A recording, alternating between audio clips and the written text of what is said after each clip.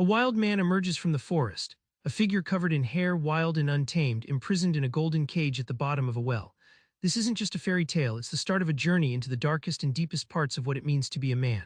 But what lessons lie locked away down there with Iron John? Stick around, because what unfolds will challenge everything you thought about growing up male. Let's crack open that golden cage and meet Iron John, the wild man who's been trapped beneath the surface of modern masculinity for centuries. In the grim fairy tale, a boy discovers Iron John locked in a cage at the bottom of a well.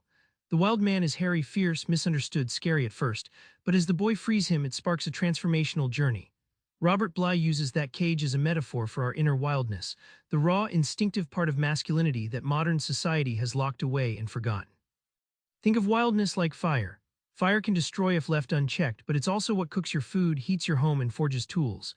Bland safety isn't life, it's just survival. Bly explains that reclaiming this wildness isn't about becoming a savage, it's about channeling that primal energy into courage, creativity, and deep emotional truth. Once unlocked, the wild man guides the boy out of the shallow pond of boyhood into the deep stream of maturity.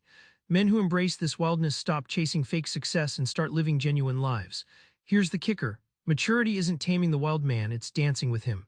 That insight flips modern ideas about manhood on their head. Freeing Iron John kicks off a rite of passage, a deep dive through shadow and story to find the soul beneath a man's surface. Bly shows that men often carry silent wounds, emotional bruises from boyhood that keep them stuck.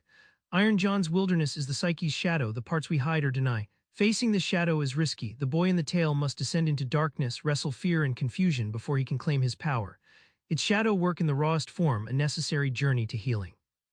The story highlights male mentorship, how the wild man becomes a guide, teaching the boy how to hunt, fish, and be courageous. Bly argues modern men are starved for this kind of mentorship, left fumbling through life without a living map. Like a blacksmith forging steel, wise guides shape raw masculine energy into something enduring and strong. At the story's heart is a golden ball of treasure Iron John guards.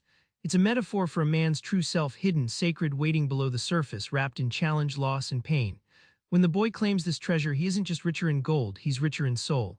Men who find their inner treasure suddenly see life with clarity and purpose, a rare and powerful transformation. From cage to treasure, Bly redefines what it really means to be a man in today's world, beyond cliches and crisis. Bly dismantles the myth that men must be stiff, stoic robots. Instead, mature masculinity is a dance, wildness tempered by reflection, strength softened by empathy. It's like tending a garden. You don't chop down every weed or let the forest run wild, but you cultivate a rich ecosystem where every part has its place and purpose. The book champions vulnerability as a masculine strength, not weakness. The wild man isn't a brute, but a guardian of emotional depth, able to rage and weep, fight and heal.